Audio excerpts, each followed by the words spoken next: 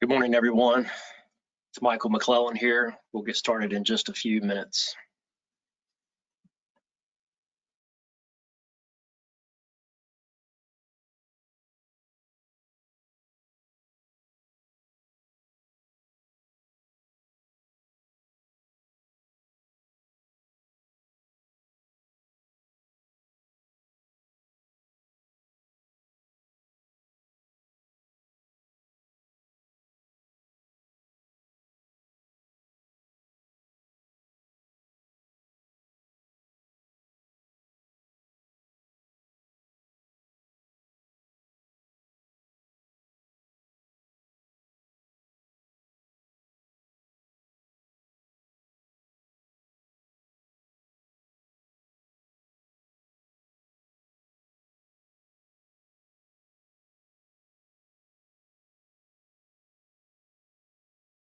Hello, everyone.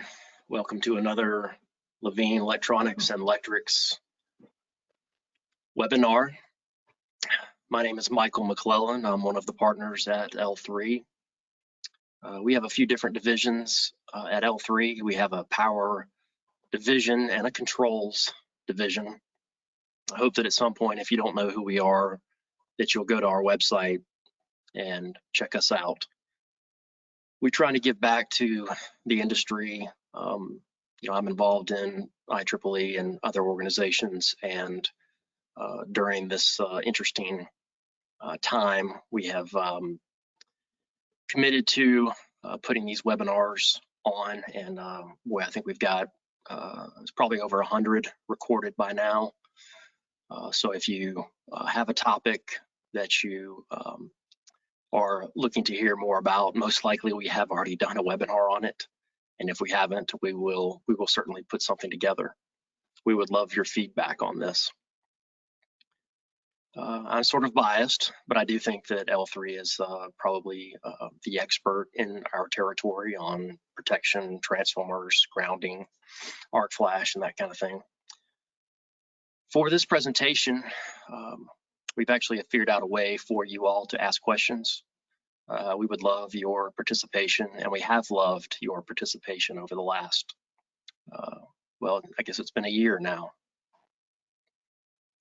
If you don't like the sound of your own voice, you can type in your question and we will answer it either immediately if it's appropriate, or we'll wait until the end of the webinar. Or we have figured out a way to unmute your phone. So there is a button in your screen that looks like a hand, and it allows you to raise your hand. When you raise your hand, I will unmute your microphone and you can ask Mike a question and perhaps engage in some dialogue back and forth. So we're very lucky today to have Mike Stafford of AMR PemCo join us. I guess, and I've known Mike a few years now. We've had a lot of fun together and done some interesting projects, and he's been with ABB, the facility up there in Bland, Virginia, I believe, and with another company that makes transformers called Schaffner, and now resides at AMR PemCo. So I think there's at least 20, 25 years of transformer experience in one form or another. So I'm going to happily turn it over to Mike now. Thank you, Michael. Thanks everybody for coming in today and letting me put this presentation on for you. As Michael said, feel free to ask questions. We'll be happy to answer any of them that we possibly can today. If there's anything that we can't answer, then we will definitely get your information and try to get back with you with an answer. But let's go ahead and get started. Today, we're going to be talking about understanding the 3 solutions for replacing a medium voltage style transformers. Let me see if I can get this. All right. This will focus on replacing opportunities, replacement opportunities only. We will not be talking about new construction today. That could be something we can discuss later, but this will be focused on your 3 options that we're wanting to go over for replacement core and coils. The three topics will be new core and coil replacements, in-house rebuilds, on-site rebuilds, and which of these options may be best for you.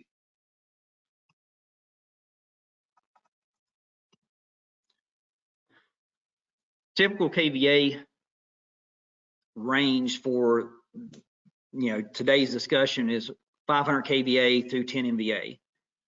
Typical voltage 600 volt through 15 kV. Like I said, these are just typical. We can do outside of these ranges. These are just ones that we see most often. Winding configuration, distribution application is mainly what we see, but we also can do the same for multi-pulse applications such as drive duty, excitation duty, those styles of application. Accessory equipment that could also be upgraded at this time would be fan packages of units with FFA rating. When I say that, I mean a lot of transformers out there are built to an AA FFA rating. They have the capability of having increased KVA, but they don't have the acquired equipment to make that additional rating. So these times for upgrades, this would be a time to do that, and you can get those additional KVA for future expansions and such. With those, we can do three-phase digital monitoring, lightning arresters, CPT, etc. All right, for the new core and coil transformers, question needs to be asked: does your transformer fall within the DOE 2016 efficiencies? For replacement of any existing transformer that is 2500 kVA and smaller, and in a distribution application, the new transformer must meet a DOE 2016 efficiency. Any transformer over 2500 kVA or outside of the distribution application is not required to meet these efficiencies. To be sure your application does or does not meet these, you can look at the IEEE 1257, or we here at AMR PemCo would be happy to aid you and to see if yours does or does not. To meet the new efficiency requirements, more core steel and conductor is required in the new transformer construction, which increases the overall size of the transformer by anywhere of 15 to 25%, depending on the transformer's parameters. This increase in size due to the efficiency requirements can make installing a new core and coil very difficult, if not impossible, without costly modifications such as new enclosure, moving of existing gear, rerouting cables, and or pouring a larger mounting pad. And for most electrical rooms, these additional modifications are just not able to be done. If your application does fall outside of the DOE requirement, then we can provide you a new core and coil that will be built in a likeness of the original unit and to today's standards and materials upgrades.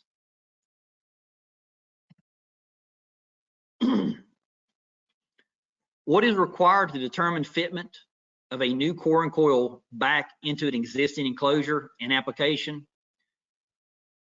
This would be for DOE or non-DOE transformers. So here we're going to discuss what kind of information we need to provide you the necessary information on will it fit or will it not. So pictures, lots of pictures is always a good thing to have. Pictures of the original unit, including the nameplate. The nameplate gives us a lot of information that a lot of people don't really think it does. But a good clear picture of the nameplate, and then Pictures of the unit itself. This will quickly show us how tight the existing core and coil is within the original enclosure and any special requirements the unit may have. We're able to pick up on these things because we're used to seeing what is there and what may need to be there. Providing existing enclosure sizes such as height, width, and depth is a requirement. Measurements of the primary and secondary connection coming off the existing enclosure. These measurements do not have to be detailed at this stage, just well enough so that our engineers can see if the existing connections can be met with meeting the still 2016 DOE requirements. AMR PemCo will take this provided information and determine if the new core and coil can be provided in that existing application.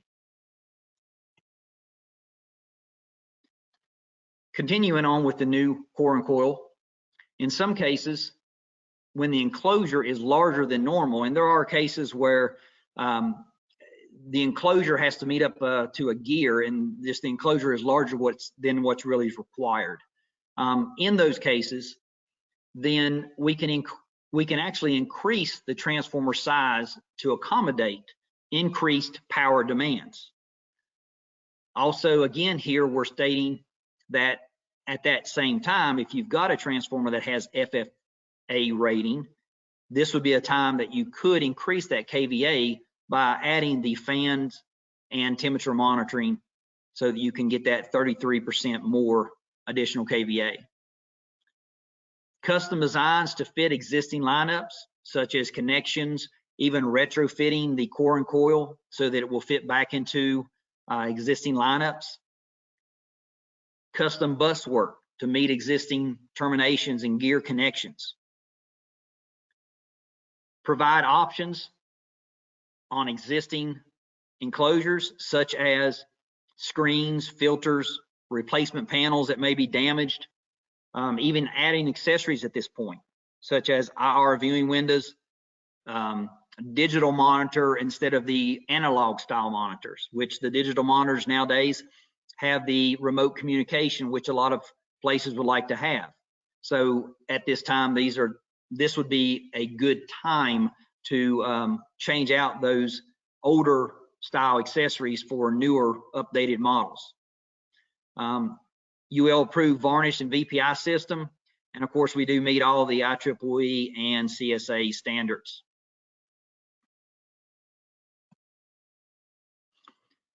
Here's just a few examples of some core and coils that we've done here recently. This particular one is fairly special, and it is kind of outside the kV range that I spoke of earlier, but it's 150 kVA, a 24 kV to 480. This transformer did need to meet the exact footprint and connection that was there originally, and then we were able to make that happen.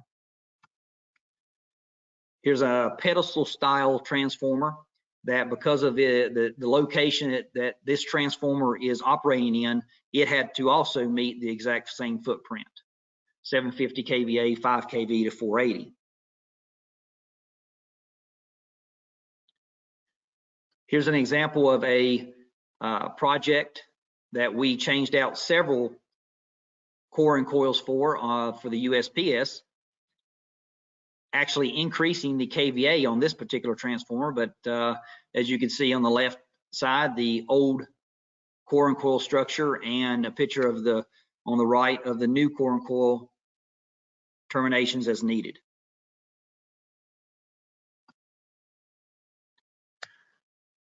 Let's move on to our in-house rebuild solutions. The in-house rebuild option has many positive reasons for helping as our part of our solution. With the already discussed 2016 requirements and a new core and coil not fitting or working in many applications, you can rebuild the existing transformer. Rebuilds are exempt from the DOE requirement. No matter what style of winding configuration you may have, we can provide new coils for that, i.e., or if you have a cast transformer now, we can still provide you with a transformer that is a sealed coil design. Open wound transformers, we can provide you with barrel style designs, or we can even go back with the same open wound if it's required. But what we're saying here basically is no matter what that dry transformer design is, we can provide you with a new transformer coil construction for that. By rebuilding your existing transformer, it gives you the guarantee of an exact fit for reconnection and in the operation location that it's at. You do not have to worry about measurements being mistaken, you getting the new transformer in and something not connecting right, because we're utilizing the existing bus, we're utilizing the existing clamp structure and bus structure. So when we rebuild this transformer, it's going to be the exact same fit as it was when it came out. Our new coil designs will have the 220C insulation system, which exceeds a lot of the older OEM constructions of the transformers existing out there today that are failing. The late 60s into the 70s, they were using lesser temperature insulation, 180, 185, sometimes 200. All of our transformers are built with the 220C insulation system.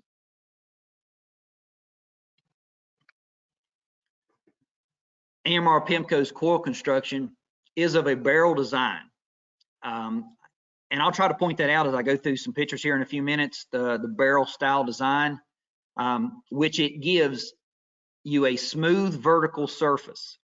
Most transformer OEMs use a disc wound construction, which allows the transformer to build up of dust and foreign material, which if you do not have a good maintenance program, over time can result in a flashover and possibly coil failures. During the rebuild, we can update the accessories by replacing the fan package, temperature monitor, LAs, etc. Basically, when we're rebuilding a transformer, we look at it as what can we do to make this transformer as new as possible. And so that's what we look at. We replace things that others may not.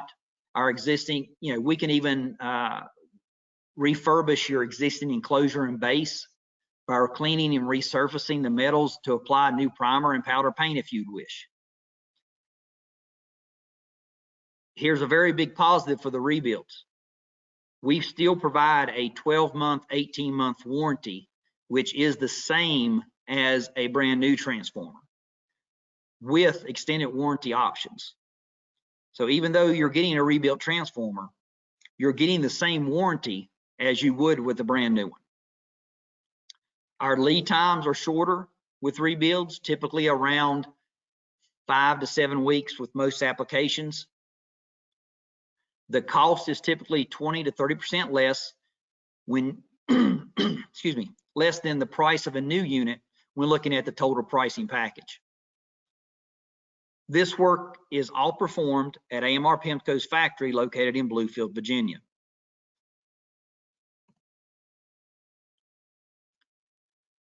This solution would require the core and coil to be removed from the enclosure, from the electrical room and sent to AMR PemCo. Freight can be part of our total door-to-door package offering, and we discussed that during the time of quoting and pricing this up. New coils are reverse engineered, so to have the same fit and function as the original built, however, updated to the most recent standards and materials, along with processed through our VPI system for protection. The original transformer will have the old failed coils removed and undergo a complete cleaning to remove any dust or contaminants from the original construction, and then we fully bake the system dry. New insulators, cables, blocking, and barriers are all installed. Once again, we look at this as what can we do to bring this back to the most newest finish we possibly can. Once fully assembled, the entire unit is dipped in our ice nail varnish for a complete overall environmental protection coating. And lastly, once these units are completely rebuilt, they undergo the same tests as any new unit does. So they still have to pass all IEEE required tests. Those test reports will be provided to you with a signed off engineering letter. Here are a few pictures. If you notice, the one on the left is a failed transformer. That is what we call a disc wound style design.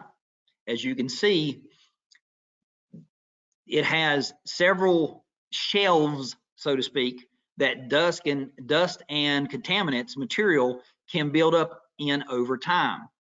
And without proper maintenance, over time, these materials and such can break down insulation and cause a flashover. Those flashovers degrade insulation more and more, and then therefore you have a failure on the coil or phase. The right-hand picture is of a new rebuild that we do as a barrel construction.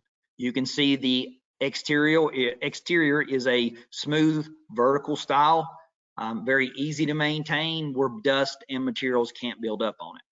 We also feel that this barrel style design has a stronger short circuit strength, and is another reason why we like it so well.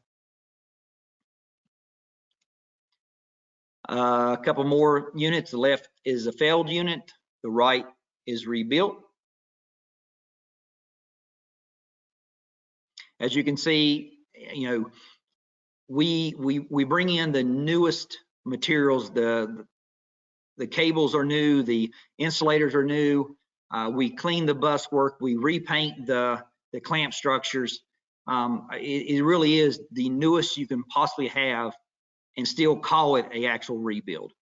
We take a lot of pride into what our product looked like when it leaves being considered a rebuild. A lot of our customers are actually very, very surprised when they get it back that they actually had in their mind it was going to be, you know, just older looking with a couple, 3 shiny coils on it. And it's not that at all. Here is an actual unit that I put in because of the refurbishment of the enclosure as well. The center picture shows that this had a failure on a primary CT. That CT pretty much had a catastrophic failure, which failed the coil in front of it, and it ballooned the part of the enclosure panels as well. So we not only rebuilt the transformer, added new CTs, and refurbished and replaced panels and such on the enclosure. This is the finished product when we got done. The only thing you don't see here is in that center picture. We did leave the barrier out so I could take a good picture, but we did add a barrier in there so that this potential issue would not happen again in the future.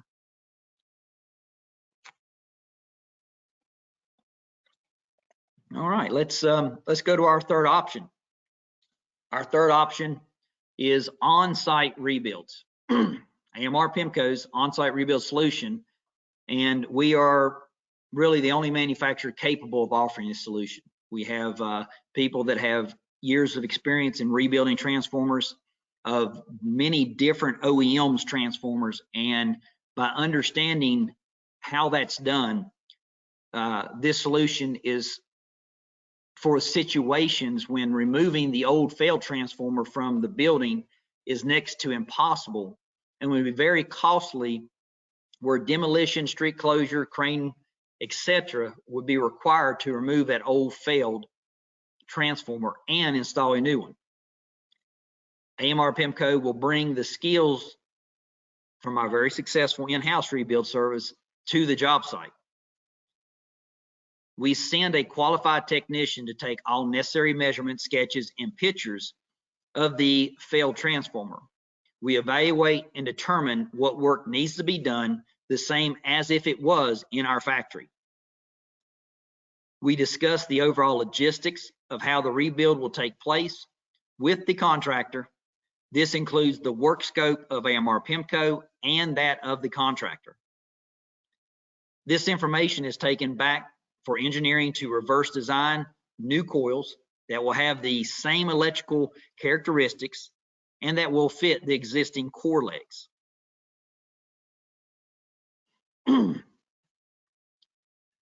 The new coils are manufactured, tested, VPI varnished, and shipped to the site.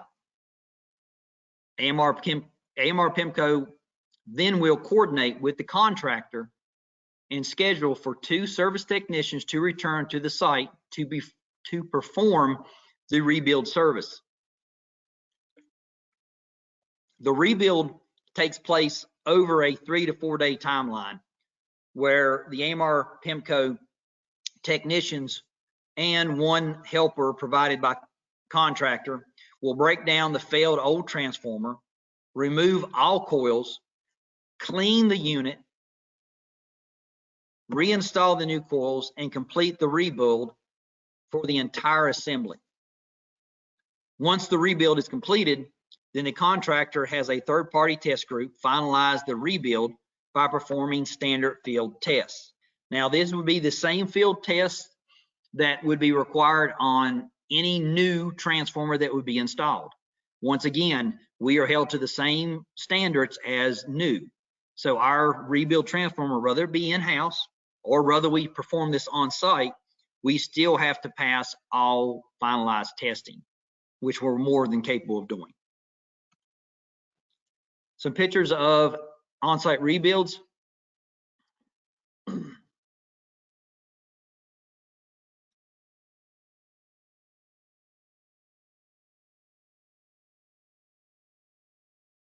As you can see in this picture, we've added new fan packs and blowers depending on what the application was.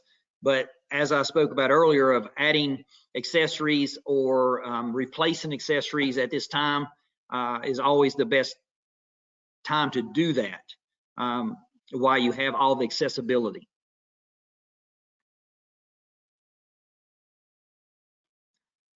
A little bit further explanation about the on-sites, as people sometimes don't quite understand how that possibly works. But our service technician takes measurements of the transformer that is being replaced, also determining if any accessories or bus needs to be replaced or modified. AMR PemCo will use the existing unit's core, bus work, clamp assembly, termination connections, and enclosure unless it's determined that any of these items need to be replaced. The new coils are engineered, manufactured, and tested at our facility located in Bluefield, Virginia. If any additional modifications are required, bus, fan brackets, whatever it may be, then these would be completed at our factory as well. All coils, modification pieces, and accessories will be shipped to the site or contractor's location. AMR PemCo will send 2 technicians along with the necessary tools and equipment that we would need to the site to perform the rebuild. The technician will have the ability to perform additional site modifications, brazing, bus fabrication, and drilling as needed. So we do bring equipment and things that we would need, that we've done this so many times that we pretty much know what can and can't be done at the site. So anything that we may have to modify, we know we have the tools to do so. Anything that we can't do at the site, we make sure that we have that modified or made in-house so that we can bring with us. During this site visit, the AMR PemCo's service technician will perform a thorough walkthrough of the entire job site and rigging path for the contractor and with the contractor. Also, during this time, discussions will take place regarding rigging of the new coils, finalization of the equipment list of what will be supplied by AMR PemCo, and then what will need to be supplied by the contractor. Through a thorough discussions will take place about the overall rebuild so that everyone is understanding what will take place, who is to do what, and when. We want to make the best use of everybody's time and be safe about it. AMR PemCo will do all the work with regards to the disassembly and reassembly of the core and coil. All accessories will be done by AMR PemCo, our service technicians, during the reassembly process. From a failed transformer to a fully operational transformer with new coils and a warranty without leaving the factory, that's the on-site rebuild service. Now, like I said, that's not one that you would want to throw out to a customer every time that you want to think about a rebuild. The on-site rebuild is really a unique solution that you know that it's the elevator can't hold the weight of a new transformer. There's no way to get the unit out of the electrical room without demolition. There's going to have to be crane rental involved. We're talking very expensive removal of the old transformer and applying the new transformer back into place. That's when this solution will save your customer quite a bit of money and a lot of downtime.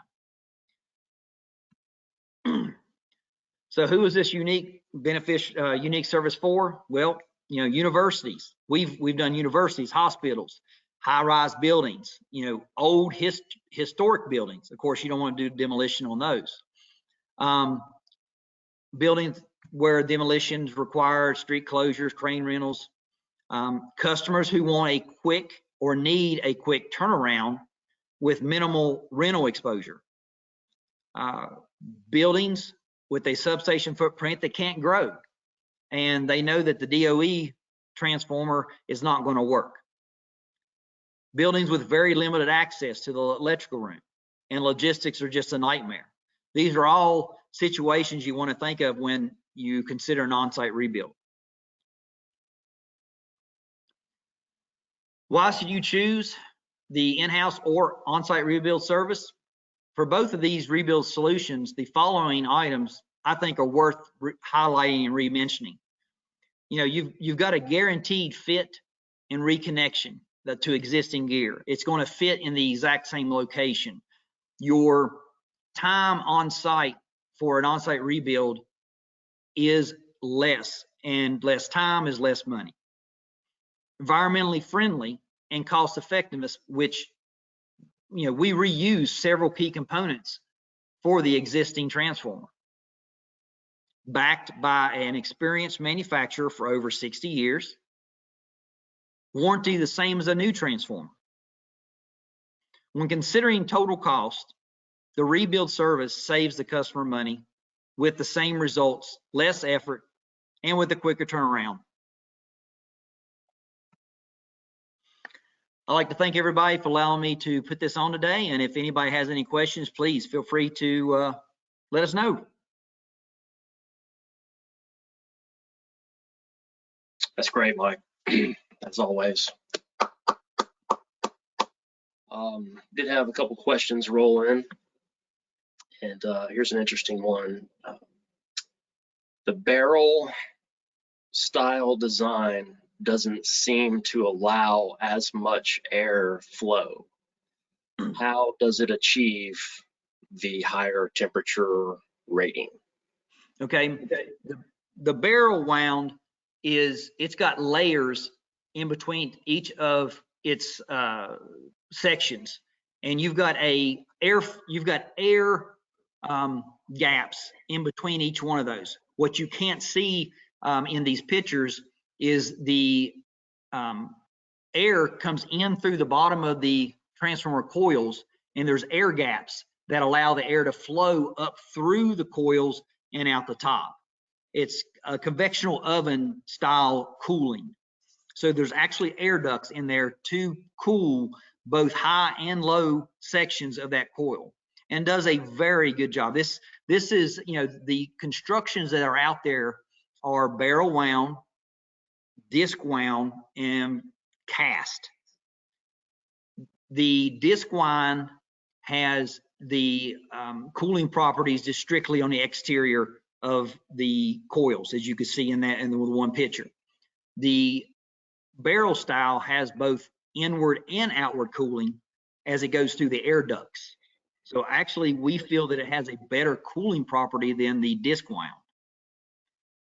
Yeah, Mike, go back to the slide. It's about 4 or 5 slides back. There's a picture of a coil on its side. Right there, absolutely. Yeah. So right here, you see the air ducts that I'm talking about between each layer.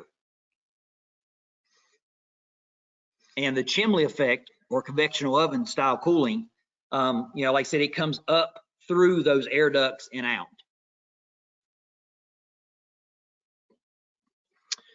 It's a great question. There's been a lot of marketing hype over the years, a lot of propaganda, some true, some not, on disc wound versus barrel wound. We could have a whole webinar on that, and maybe we will. I cannot make a statement on which one is superior. I can say that most of the manufacturers that we are associated with use barrel wound as a standard because of the reasons that Mike alluded to. It's also easier on a barrel wound unit to design a coil that will have a very high short circuit strength. Those discs tend to telescope during a short circuit, and that is a very difficult phenomenon to overcome. You can do it with some special core clamps, but the barrel wound design lends itself to an easier design when there's a high available short circuit current. In addition, it really shouldn't be the effect of what we call the chimney effect or convection has been proven across multiple industries. Of course, we're the reps for Danfoss drives, and they have had a lot of success with what they call back channel cooling, which harnesses this chimney or convection effect. And in essence, what you are doing is keeping the air in a confined space horizontally so that it continues to rise, and as it rises, if it rises in an enclosed space, then it creates a vacuum at the bottom of the chamber or chimney and continues to pull air from the bottom. And that is the exact same phenomenon that's going on here with a barrel wound transformer. Correct.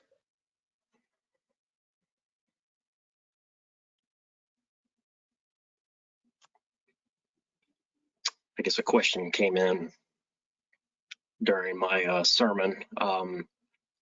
So dirt doesn't get down into those vertical air ducts. Well, this is where transformer maintenance becomes important.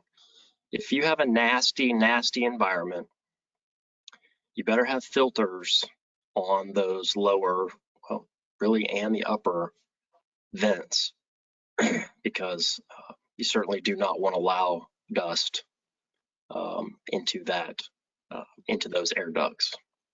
Yeah, we always say that maintenance is your friend for sure, whether it's disc or barrel. It's the barrel construction, the dust and contaminants have less of a surface to land on and stay. With the disc wound, they actually have a shelf that once it lands, really until you clean it, it's going to be there. And cleaning it with low, dry, compressed air is what we recommend for the product. Here's another question that rolled in. you stated that you build all of your transformers with a 220 degrees C insulation system. Correct. Does this apply even if you are building a 85 degree C rise unit? Yeah, in industry standard for dry type transformers, the three temperature rises are 80, 115, and 150.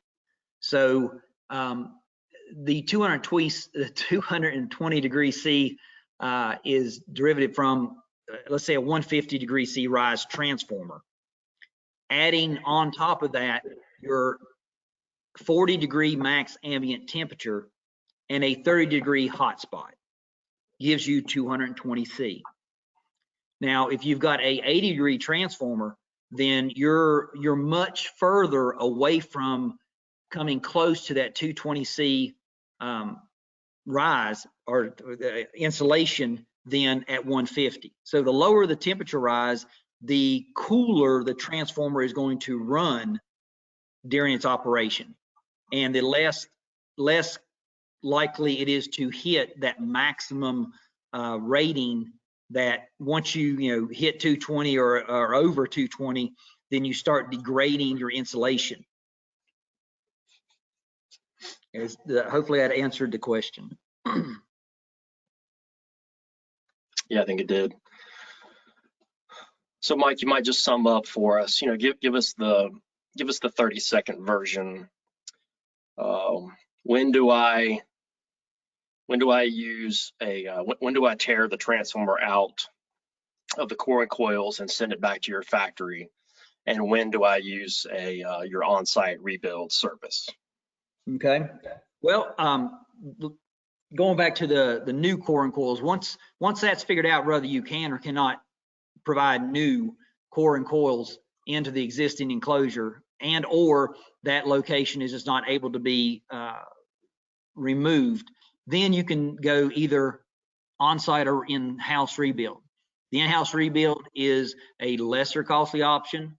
It's still going to give you the guaranteed fit, form, and function, and it's still going to give you a warranty that covers the industry standards. On-site rebuilds, that's going to be the situations where they sit there, scratch your head, wondering how are we going to get this transformer out and a new one in? What is going to be the total cost of this project based on any type of demolition, crane rental, whatever it may take that's going to get those transformers out and new ones in. The on-site solution is probably going to be your route to think of then. In either one of these, either of the three, you can come to Michael or myself, and we're more than happy to aid and assist you in deciding which option may be right for your application.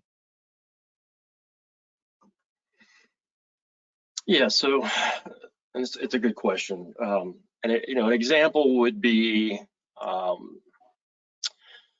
if the transformer is indoors in a unit substation, but you have a access door perhaps on the side of the building, and you can easily get a crane or other lifting device, right up to that door, then maybe that's a application for a new core and coil assembly or a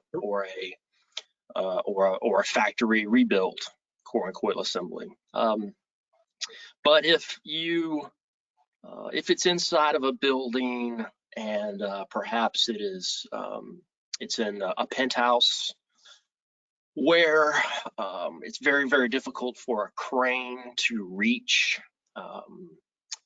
or the elevator capacity does not handle the weight of the transformer. Yes. This is a situation where it would become prohibitively expensive to rent a crane, or also impossible to put this core and coil assembly on an elevator. So I'm just trying to give some examples of situations where you might want to consider the on-site. Well, I can give one application that always comes to mind, and it was in Philadelphia, and it was on the penthouse of a hospital. just because of the location of the hospital, they was going to have to rent a crane and close a street. The cost for each transformer, new transformer to be lifted, was going to be over $100,000 per lift, is what the cost was going to total out to be. Now, so when you're looking at $200,000 just to lift 2 transformers up onto a roof, and then your cost of the transformer, cost of the contractors and such, that would be an application where an on-site rebuild definitely showed this customer that I'm talking about the savings that we're talking. Yeah, it seems like we were involved in one recently where a lot of the expense occurred in getting permits from the city to shut down traffic on that adjacent road, so that they could get the crane close to that facility, and that pushed it over the edge, and they chose an on-site rebuild at that point. So absolutely. A lot of these electrical rooms were put in and then the building was built around them, not thinking that 20, 30 years down the road, they're going to have to replace these pieces of equipment. So there's many electrical rooms out there that just don't have the access without even demolishing the electrical room itself to get it out to a area where they can put it on an elevator or to a loading dock. So there's many different times that we've seen that the on-site rebuild is the right route to go. I guess it comes down to, or boils down to, if you can get the transformer in and out of the building with ease, then either an in-house that's sending it to us and letting us rebuild it in our house, or a new core and coil would be your path to take. If it's not very easy to get it out, then it may want to be looked at an on-site. Yeah. Well, another question came in, and that's going to be a hard one to answer, but I think you can give him some typical examples. How long is the replacement from start to finish? All right. Typically, once we get notified that here's a transformer that's failed on the penthouse level, and hopefully it's got a double-ended sub to where they're not 100% down, but still we get notified that there's a on-site rebuild opportunity. We get nameplate pictures, we get some pictures of the existing unit. We normally turn the proposal around in anywhere between 48 to 72 hours. Let's say once we receive a PO, once AMR PemCo receives a PO for the build, we normally have a service technician available to go out within 1 to 2 weeks, all depending on our schedule of what is already pre-scheduled for those service people, but we try to get them out there within 1 to 2 weeks. Once we return with that necessary design information, that's when the clock starts ticking for the 5 to 7 week turnaround that I spoke about. So we manufacture the coils within that 5 to 7 weeks, and near the end of that is when we schedule, or we scheduled up front, whichever is available, to for the rebuild week. And that rebuild week is 3 to 4 days. So if you take, just adding them up there, if you take from a time of PO to back up and running, you're looking at right at 10 weeks on an average.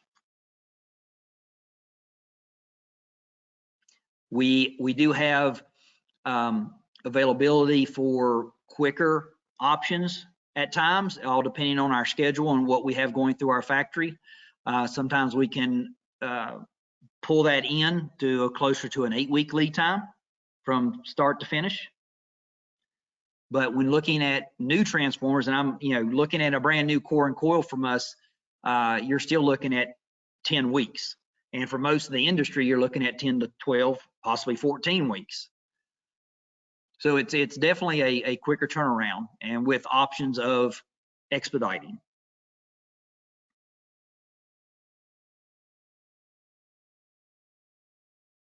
Great.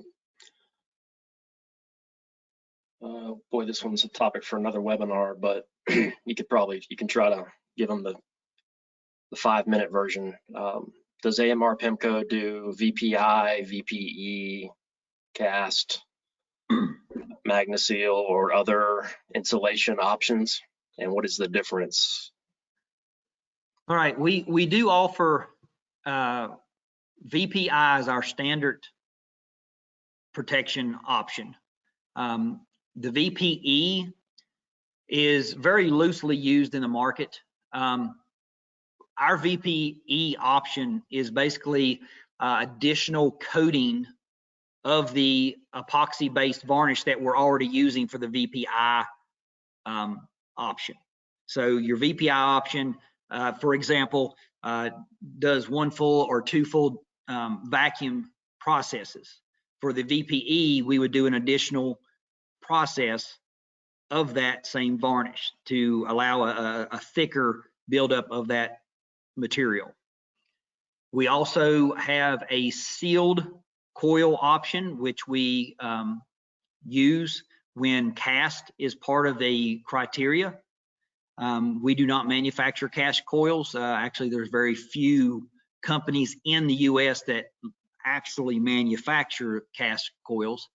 But when cast is a requirement, we provide a sealed coil, which the primary coils are sealed at top and bottom so that no contaminants or anything can get into the insulation and erode or decay any of that over time. Basically, that's what cast is. Cast is a sealed transformer coil that is pervious to any type of erosion or any type of contaminants getting into the windings. So those 3 are the options that we have for dry type transformers.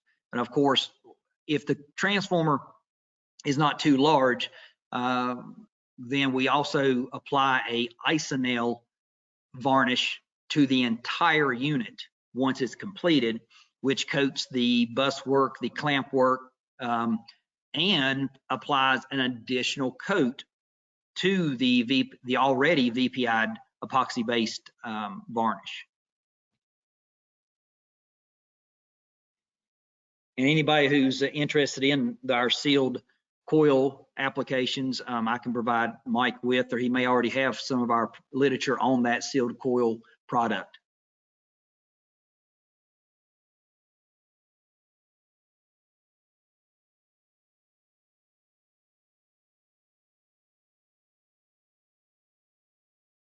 Okay, that's I think that's all the questions. Thank you all so much for attending. Please download the handouts, and maybe those will lead to some more questions, which we will happily answer. Just send us an email. And thank you so much, Mike. Good job, as always. All right, well, thank you, everybody. Everybody be safe out there. Bye. Thanks, Mike. Great job. Thank you, sir. You get anything in, you let me know. We will.